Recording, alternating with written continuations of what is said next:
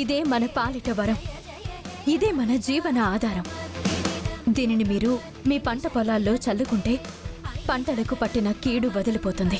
చిన్న విన్నపమమ్మా. చెప్పండి. ప్రసాదం తయారు చేసిన అక్షయమ్మే తన చేతులతో పంట పొలాల్లో ప్రసాదం చల్లాలని కోరుకుంటున్నాను. అవునమ్మా, వేదవతమ్మగారివి, మీవి, అక్షయ పాపవి అమృతహస్తాలు. పాప స్వయంగా ప్రసాదం చల్లితే ఇంకా మంచి జరుగుతుందని మా నమ్మకం, మా ఆశ. అలాగే అమ్మా అక్షయ, నువ్వే స్వయంగా పంట పొలాల్లో ప్రసాదాన్ని చల్లిరామ్మా. ఈ కార్యం నీ చేతుల మీదుగానే సంపూర్ణం కావాలి. సరే అమ్మా, ఊరికిచ్చిన మాట నీ మాట తప్పను.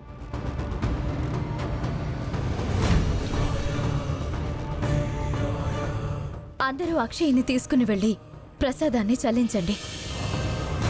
అది ముగిసిన తర్వాత రచ్చబండ దగ్గరికి చేరుకోండి. తర్వాత చేయాల్సిన పనుల గురించి మాట్లాడుకుందాం. సరేనమ్మా. సరేనమ్మా, బయలుదేరండి.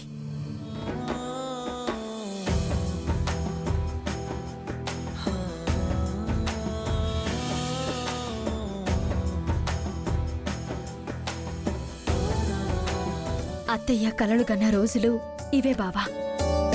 తన తర్వాత మరో తరం తన బాధ్యతను స్వీకరించాలని కోరుకుంది.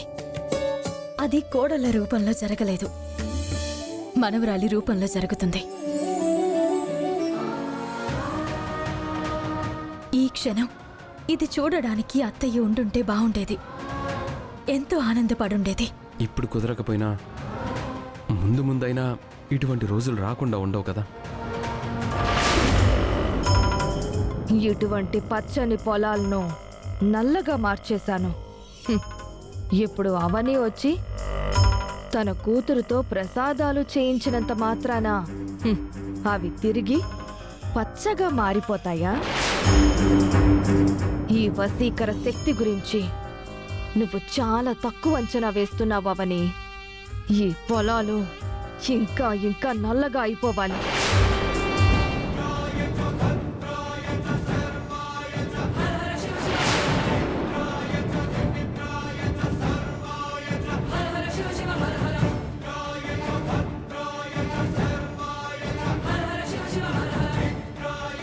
ప్రసాదం చల్లగానే పంట పొలాలు మామూలు స్థితికొస్తాయని అవునమ్మ చెప్పింది, మరి మారడం లేదే.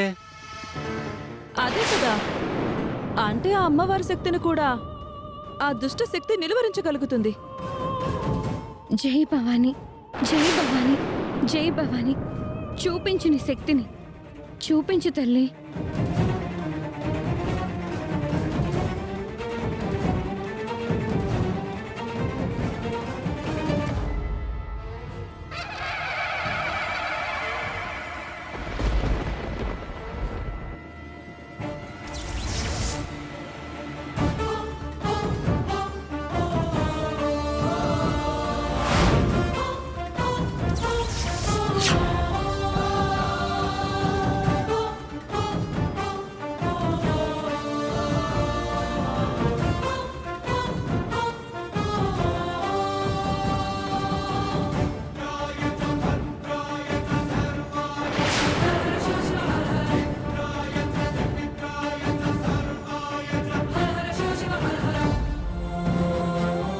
నేను నల్లగా మార్చిన పొలాలను వాళ్ళు పచ్చగా మార్చేస్తున్నారు. ఆ ప్రసాదానికి అంత మహిముందా?